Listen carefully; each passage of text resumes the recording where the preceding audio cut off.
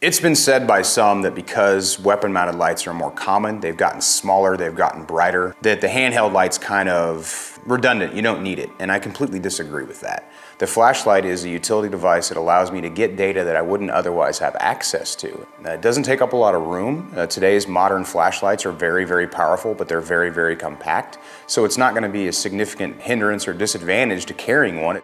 There hasn't been a device that provided a high degree of versatility across a wide selection of lights that also allowed you to marry that support hand back to the gun as close to a traditional shooting grip as possible.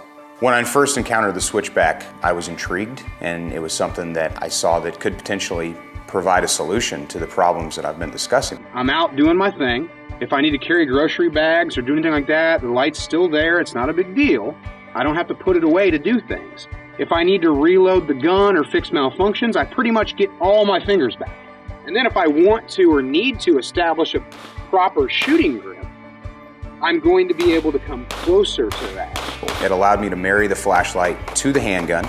So I was able to pretty seamlessly change my grip and then reapply without having to create any significant adjustments in the way that I was shooting. I could, shoot through a magazine, perform a reload, remarry the SwitchBack to the gun, and continue shooting without any real conscious thought to having to make those small adjustments that I'd had to make with products in the past. The original SwitchBack was great, but improvements can be made, especially when the manufacturers, the designers, take into account lessons learned from the people who use their product. One of the first things that you'll notice is the pocket clip. I guess beefy is a word you could use, but it's more rigid, and it allows for a more firm purchase regardless of the kind of fabric you're putting it on. And it also allows the light to sit just a little deeper in the pocket if you're worried about the light being more exposed, inadvertently being activated by your own gear or just the environment that you're in. The finger loop is wider, larger. It has a emergency breakaway in the event of snagging, and the thumb spoon is wider, larger, and it has some added texture to it. So when I'm activating the light, when I'm marrying the light to the gun and I'm using that thumb, pushing that thumb into the finger spoon to pull the light back into my hand to activate the light, I have more purchase, I have more real estate to place my thumb on there, so it's going to cover a wider degree of hand sizes in relation to the size of the firearm you're using, so that's definitely an improvement. One of my favorite things about the SwitchBack is it makes it easy for me to have my light in my hand in, if you want to use the word administrative, a very administrative fashion. So if you think about performing reloads or fixing malfunctions, I can roll the SwitchBack out of the way, I can reload the gun, I can fix the gun. Think about if you didn't have that retention device on the flashlight there, you may have to try to stick the light in your pocket, put it in your mouth, tuck it underneath your arm, throw it away. With the SwitchBack, I don't have that problem. It almost becomes second nature. It becomes, very quickly, you'll become unconsciously competent at being able to perform those tasks.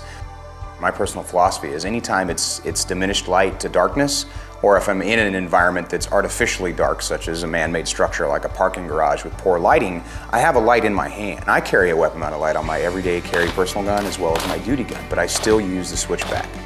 One of the cool things that the SwitchBack does that really no other device does as well is once I finish my engagement, if I did have to shoot and I'm maintaining a muzzle on my threat, I can then take back control of my handheld, go to a one-handed shooting position, and then use that handheld light to scan for additional threats. However that situation develops, I now have those two light sources available to me, which is something that I wouldn't otherwise have.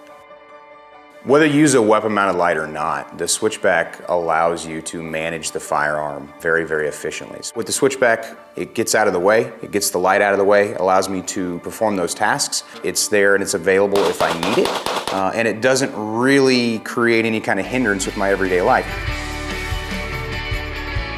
The versatility of the SwitchBack cannot be overstated.